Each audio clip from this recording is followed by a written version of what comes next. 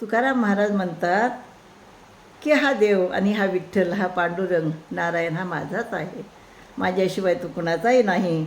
आणि मग ही भीती मनामध्ये कशाला ठेवायची, म्हणून काय म्हणतात अभंगातून, धरावे ते भय जाते अंतरुणी पाय, झाल्या तरी देववास काय वाचूनी करावे, कोणाशी पारिखे लेखू आपण सारिखे, तुका म्हणे असो अथवा हे आता नसो.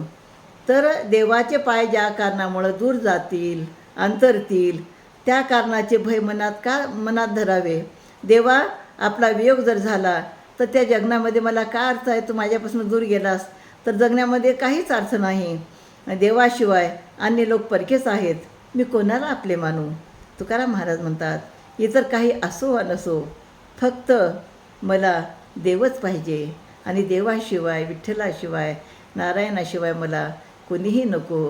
अशा प्रकारे तुकाराम महाराज आपल्या अभंगातनं देवाला कशा प्रकारे विनंती करतात, आळवतात.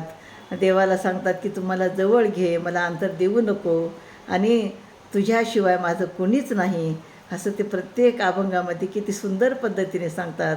ते ऐकताना, वाचतानासुद्धा आपल्याला असं वाटतं की जणू काही आपण पण तुकाराम महाराजांसारखं जर देवाला अशा प्रकारे विनवणी केली, आळवणी केली तर निश्चितपणे आपल्या जीवनाचं सार्थक होईल आणि विठ्ठल पण आपल्याला ह्या संसाररूपी सागरातून पार करेल असं आपल्याला वाटतं.